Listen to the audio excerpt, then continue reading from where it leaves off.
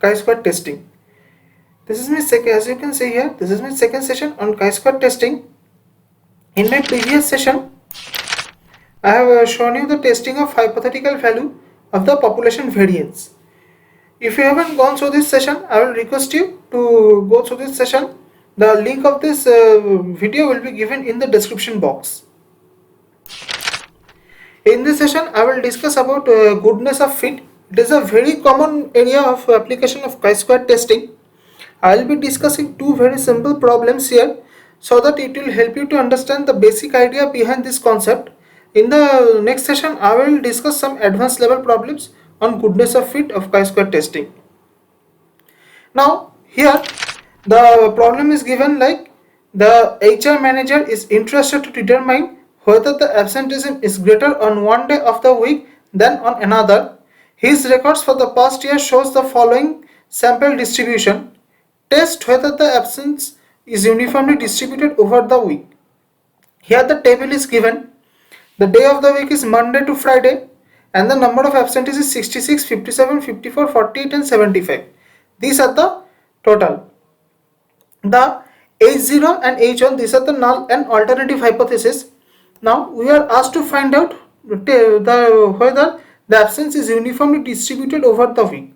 So the null hypothesis will be the total number of absentees are uniformly distributed, and the alternative hypothesis will be the total number of absentees are not uniformly distributed. Here I have made another table. These are the observed values, that is the values given here. You can see here they are both similar, and this is the expected value. How I have calculated the expected values, I will be showing you. It is just nothing but it's from Monday to Friday, so there are 5 days. So this sum, that is 300. 300 is the sum of all these columns, that is 66 plus 57 plus 54 plus 40 plus 75. It will become 300, and the expected value is nothing but 300 divided by 5. See, 60. So I have put 60 everywhere. Now you will be thinking that how I have got these values. I have written the formula here, O minus C raised to the power 2 divided by E. That is observed values minus expected values raised to the power 2 divided by the expected values. I will be showing you some. See, for Monday, the observed value is 66 minus the expected value. The expected value is 60 raised to the power 2 divided by the expected value. What is the expected value? 60 again. Sorry. 0.6. See, 0.6 it is here. For Tuesday again, I am showing. For Tuesday, the observed value is 57 and the expected value is 60. This one raised to the power 2 whole divided by the expected value. What is the value? 60 again. 0.15. So, and this goes on like this. Now this 0.75 is the sum of all. See here, if I sum them up,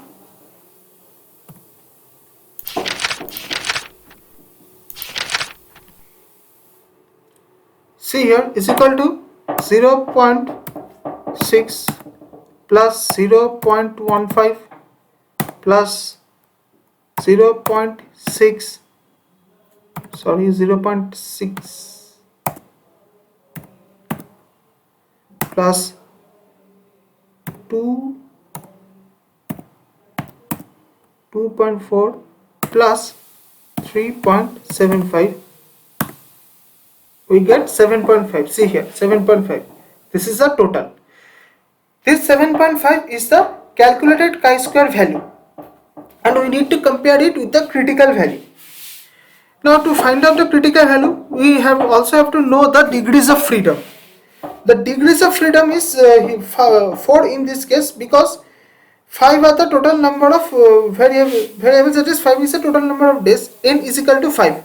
So n minus 1 will be degrees of freedom. Alright, and since no confidence limit is given, so we will take that 5% confidence limit. See here,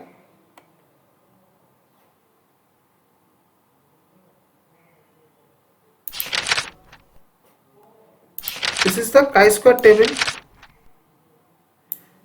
This is the degrees of freedom is 4 and 0.5% level of confidence. This is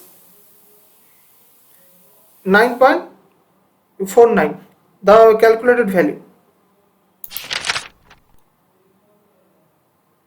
So 7.5 is the calculated value and critical value is 9.49. So we conclude that we fail to reject the null hypothesis and we infer that the number of absentees are uniformly distributed. So let's go for another problem. It is given that 200 digits are chosen at random from a table. The frequencies of the digits are as follows. So 0 to 9 are the digits given in the table. So there are 10 digits in all and the frequencies are given below, that is 18 for 0, 19 for 1, 23 for 2, 20 for 3 and so on, and 15 for 9. We are asked to use chi-square test to check the hypothesis that the digits are distributed in equal numbers in the table from which they are chosen. So the null hypothesis is A0 the digits are distributed in equal numbers of table, and H1 is the digits are not distributed in equal number of table. See here, the observed value as I have told you before, will be similar as the table given here, and the expected value. How I have got to this expected value?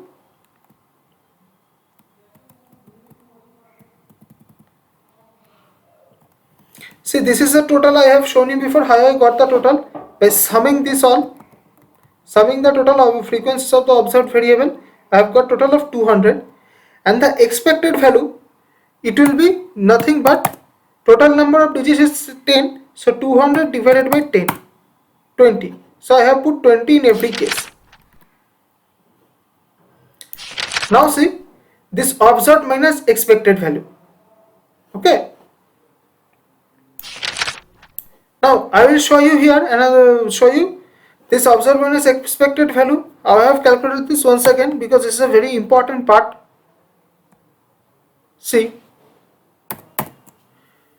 the observed value is 18 and the expected value is 20. Let me show you somewhere else.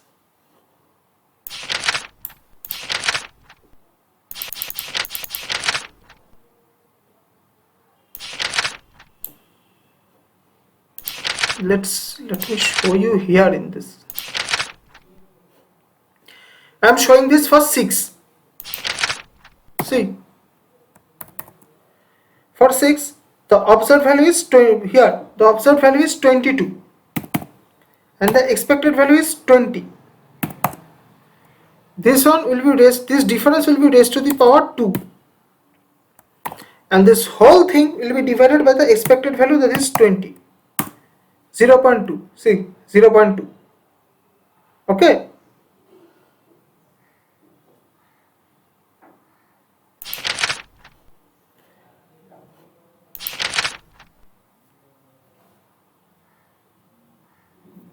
For 8, we are getting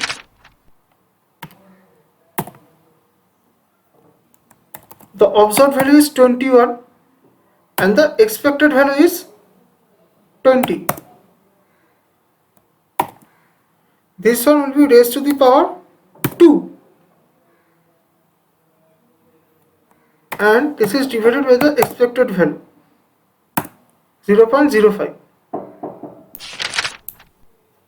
So here we will be getting 0.05.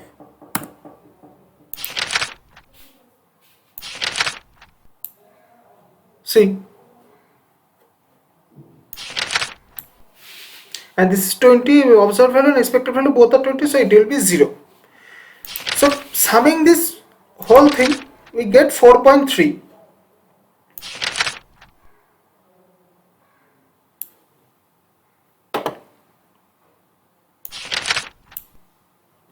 See, summing this whole thing, I am getting 4.3. Now 4.3 is a calculated chi-square value, and the total degrees of freedom is 9 in this case because we have 10 digits, so n is equal to 10 and n minus 1 will be 9. So the critical value for this case will be 9 and 0.5% and level of significance 16.92. So here we say that the critical value is 16.92. Thus it is the calculated value is much less than the critical value, so we fail to reject the null hypothesis and we infer that the digits are distributed in equal number. So that's all for now. Friends, if you have any question to ask, please you can comment in the comment box below, and if you find the video useful, please subscribe my channel. Thank you.